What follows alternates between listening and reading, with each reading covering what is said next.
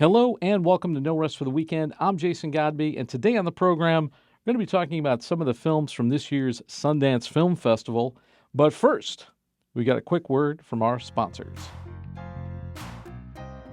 Sponsored by Black Magic Design, the world's highest quality products for the feature film, post and broadcast industries. blackmagicdesign.com. Western Digital and SanDisk, the global leader in memory cards and SSDs. westerndigital.com. The Tonkawa Film Festival, celebrating short films from around the world. tonkawafilmfestival.com. And by JMR Rentals, professional, digital, cinema and broadcast equipment rentals in Brooklyn, New York. jmrny.com. And joining me now, you know him, you love him from previous episodes of the show, and you can also see his work on sites like Ain't It Cool News and Collider, Mr. Eric McClanahan. Welcome. Very happy to be here, Jason. Thank you so much for having me. In the studio. Yes, finally drugged me down to Brooklyn. Here I am. How did I get here? Made the schlep. And the schlep it was. All the way from New Jersey. Yes. You saw some movies from Sundance. Yes. You did not go to Sundance. No. I got accredited to cover Sundance as a virtual critic, and so I was able to see the films that were only on the online program. So some of the films that played this year that got a lot of buzz and a lot of interest, unfortunately weren't able to be screened online.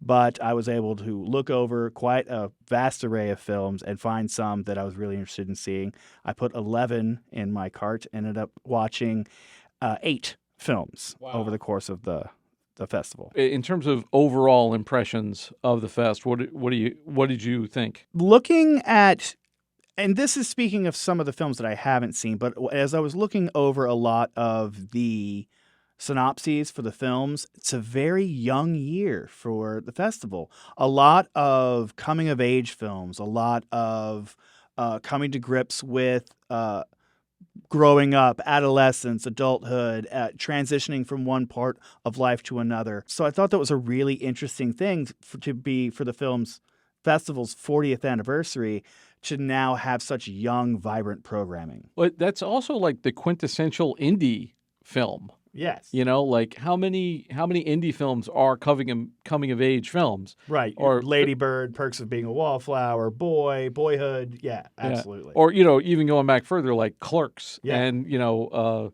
Richard Linklater films like what was the one where people wander around Texas? Is that all of them? Slacker. Yeah. It began with Slacker. So like those types of films, that's like Sundance bread and butter, man. That's their Sunday punch right there. Absolutely. So what's the first film that you saw? Well, I wanted to front load some of the award winners because, as you know, they always give out awards. They had over 90 premieres this year at the festival for its 40th anniversary.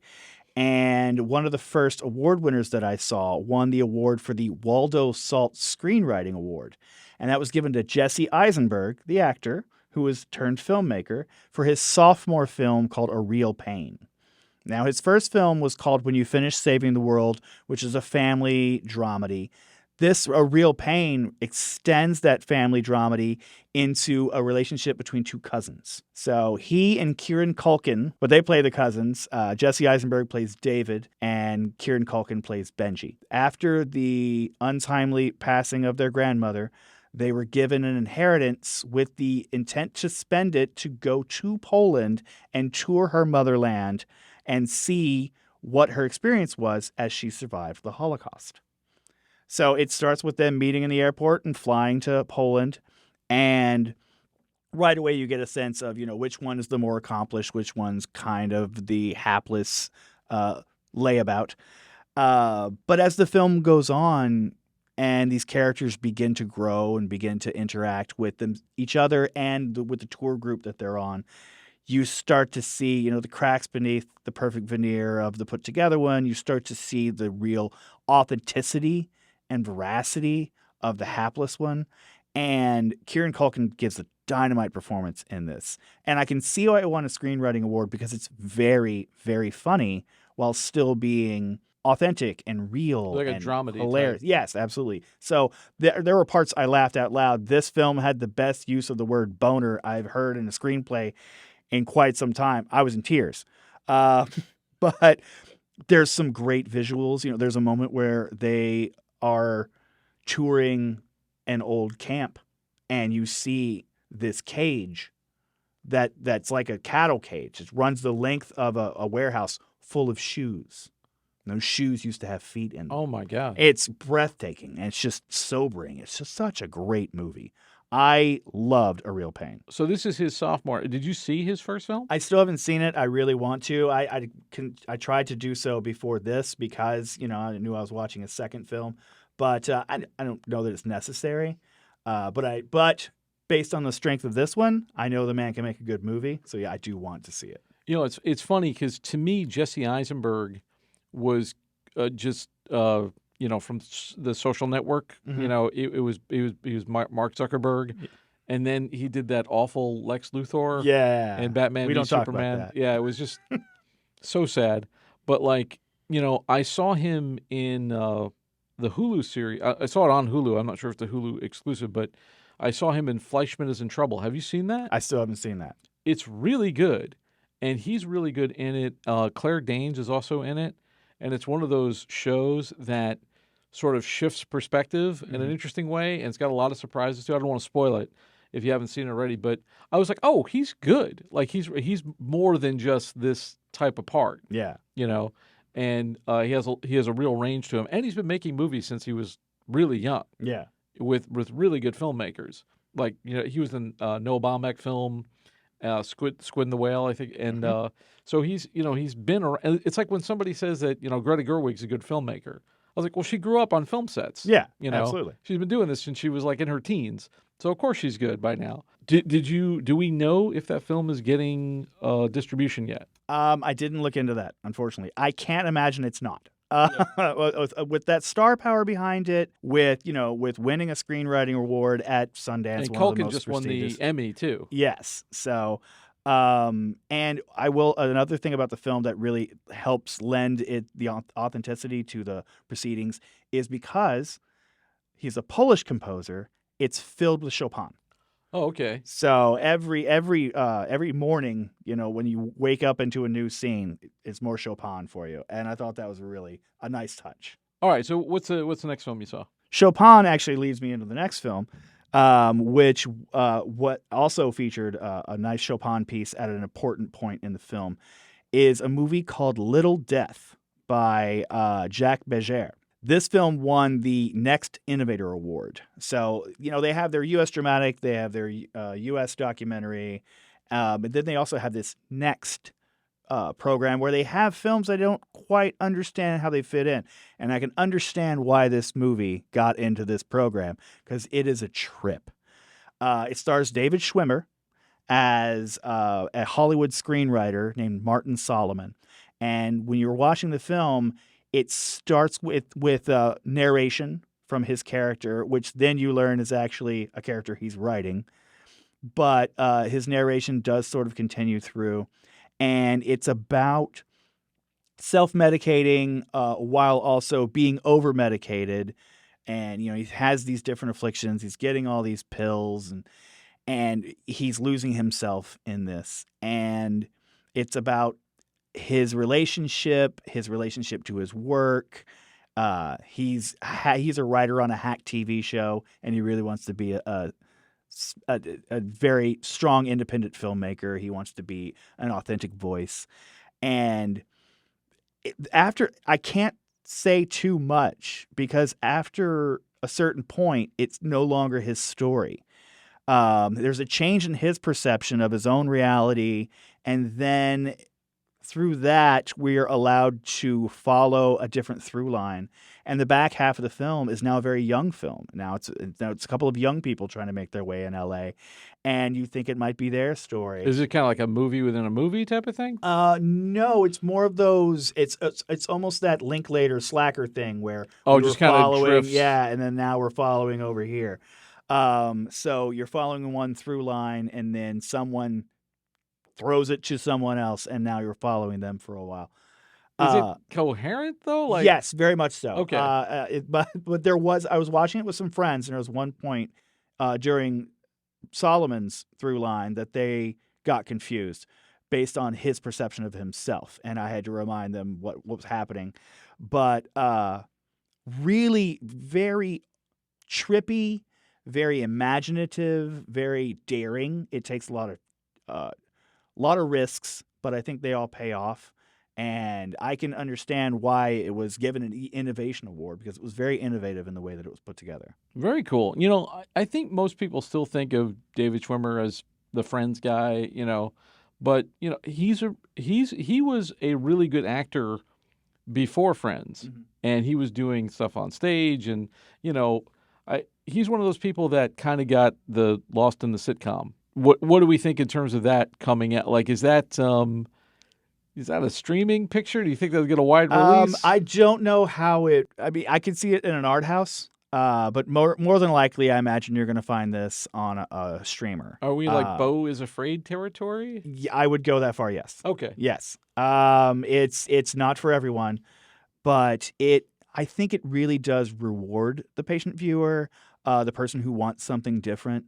I kind of, as I was watching it, I was picking up all these little influences from other films. So I said, if you took Prozac Nation, Adaptation, Woody Allen, not a Woody Allen film, actually Woody Allen, Kids, and Requiem for a Dream with a dash of demonic AI in a blender, you'd have this film.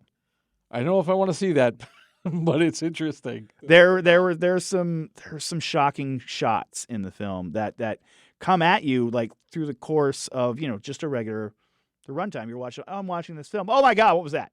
All right, so what's next? All right, we'll take the AI to jump into the next one. That's going to be the Alfred P. Sloan Feature Film Prize winner. The film is called Love Me, from a directing duo, Sam and Andy Zucchero. This film stars the talents of Kristen Stewart and Stephen Yen. As you know, Stephen Yen just won the awards for the limited series Beef on Netflix, so he's a very hot commodity right now. The interesting thing about this film, it's not a traditional love story, or is it? Because it is between a sentient buoy and a satellite. It takes place years after humanity has wiped itself out. The beginning of the film is actually a very brief and brutal hyper time lapse of the end of mankind, as seen from space. So this buoy is floating in the ocean completely alone, but has been, it's programmed with AI. It has sentience, so it knows it's alone. And there's a satellite that's buzzing by the Earth every now and then to see if the Earth is repairing itself, to see if there are any life forms. So when it beams down to communication, are you a life form? She says, yeah, absolutely. Yeah, I'm a life form. Yeah. And creates a persona based on a social media influencer that she found in historical documents stored in her memory banks. So she calls herself by that name. She says she's that person.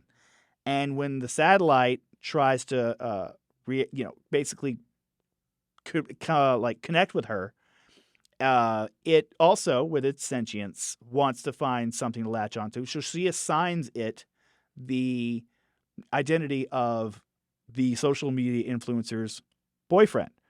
So they wait, hold on. I need a timeout. It's a lot. All right, so how is this being depicted? Is this live action? Is this animation? Are they just doing voiceovers? So at first, Kristen Stewart's voice is coming out of. Actually, at first it's an automated voice coming out of the buoy. It's like hello. But is it in like real life, or is it yes, like so Love and Death and Robots or whatever? No, it's a pretty accurate. It's CGI obviously, but no, it's not made to look animated. Okay. And the satellite buzzes by, and the first time he's like life form. She's like, no, I'm a boy. He's like, bye, and he leaves. So the second time she's like, I'm totally a person. So she takes on Kristen Stewart's voice, and then they meet in a virtual space. And when they meet in their virtual space, then you see Kristen Stewart, you see Stephen Yen. It's acted out, with flesh and blood, and their courtship plays out in this virtual space that they've created. So it's we're seeing two real people. Yes. But the scenario is this is a virtual world that we're in. Correct. Gotcha. Correct. It takes investment from the viewer, which I think good film should. And once we're in that space, then it plays out like an average love story. But because she has all the historical documents of the social media influencer, as the videos move on, not everything's perfect. There is conflict, there is, she's an influencer. He's just kind of there, and, he helps her out every now and then, but he pretty much gets tired of the performative aspect of it. And because they're so entrenched in their characters now, these two kind of feel some of that strain as well. It reminded me a lot of Spike Jonze's Her. Ah, okay. With Joaquin Phoenix and Scarlett Johansson, with that AI companion learning to love. It sounds interesting. It really is. It's great. She's another one. I mean, she came off of that the Twilight, thing, and Pattinson did the same thing. Mm-hmm. They both went for projects that were the antithesis of that type of movie, and much to their credit. Absolutely. I would say Radcliffe also. I would put him in that house too. Yeah, I mean, he did a bunch of Broadway shows and things like that. It's a shame that people, like actors 30 or 40 years ago, didn't know to do that. Yeah. Because, where is Steve Urkel now? Yeah. But it's interesting.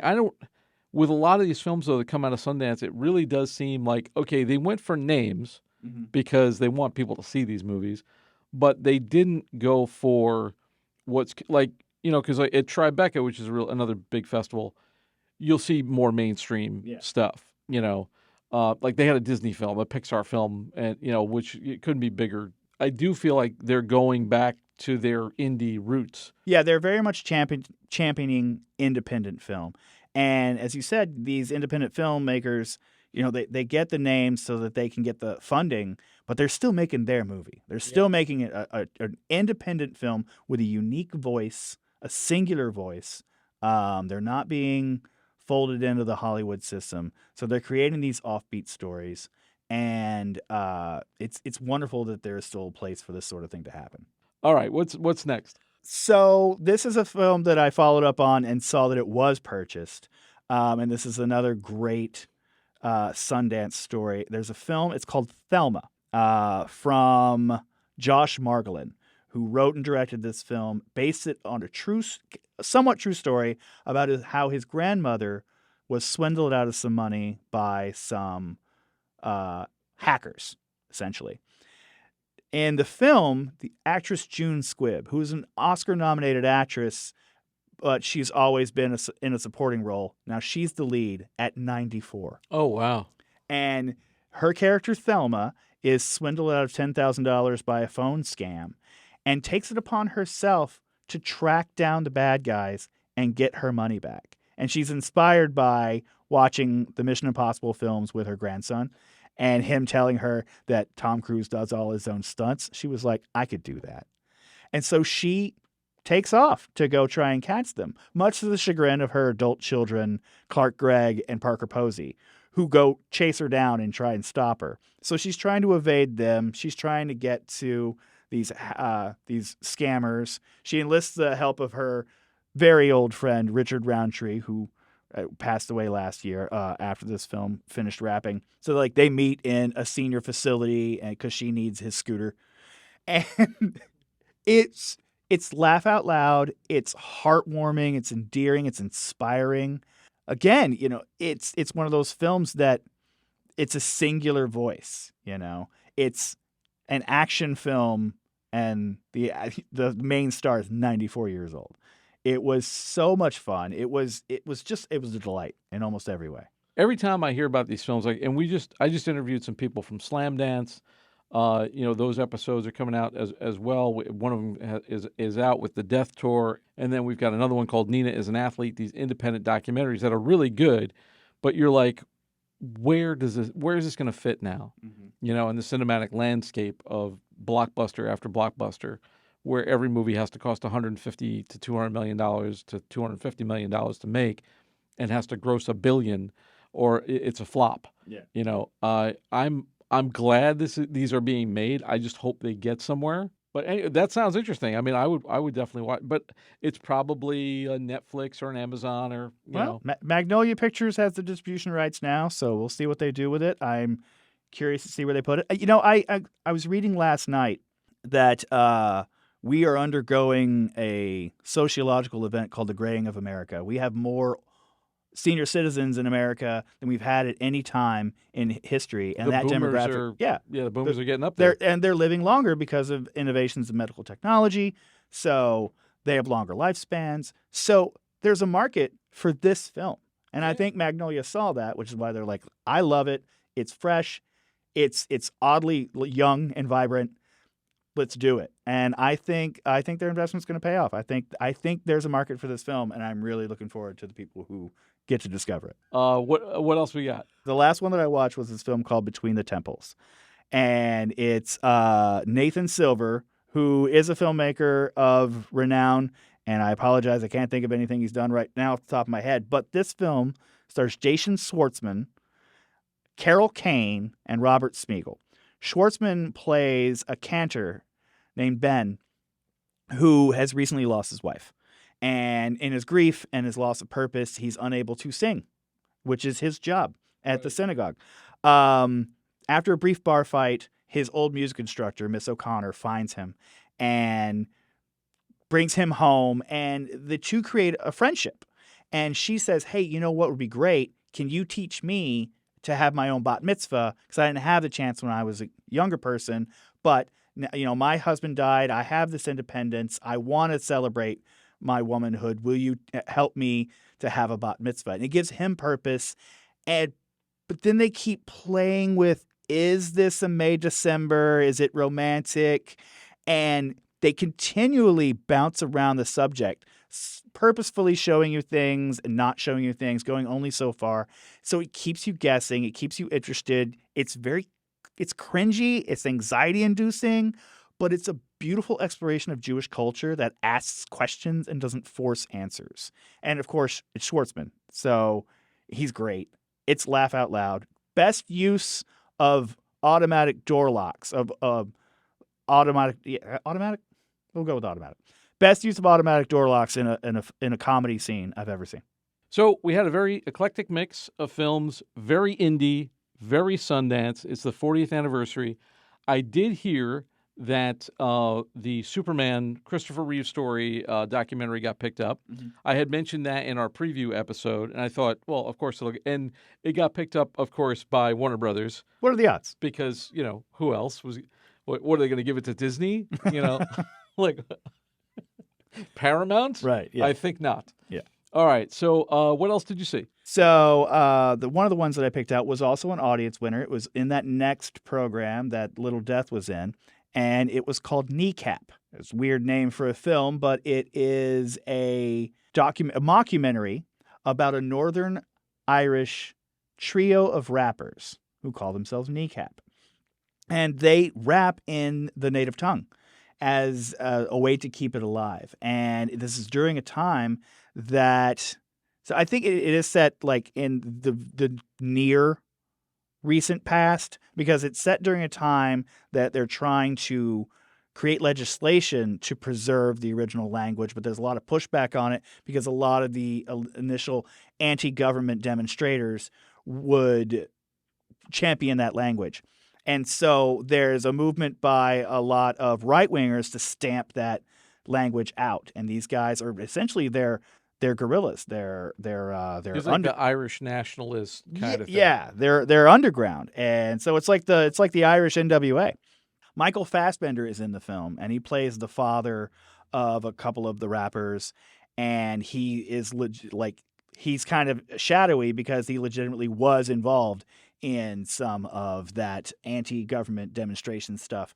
But it's brash, it's loud, a lot of drug use, a lot of language, but again, authentic. I know I said that word a couple times, but it's so relevant to this festival and these stories that are coming out of it. So Kneecap was a great one. And then I also saw a actual documentary from here in the United States, actually from over in the Bronx, called As We Speak, Rap Music on Trial is the full title. And it follows a Bronx artist named Kemba who basically goes around the nation to understand and speak with different hip-hop pioneers to understand what's happening with the weaponization of rap lyrics by law enforcement to create thin character definitions that convict these artists of crimes. So it's about the struggle between authenticity and art and incendiary imagery, about representing the neighborhoods that they're coming out of, speaking the language of the underrepresented and the marginalized, but then having those words used against them. So it's a damning portrait of the way that police officers and the law enforcement system is using this art against its creators.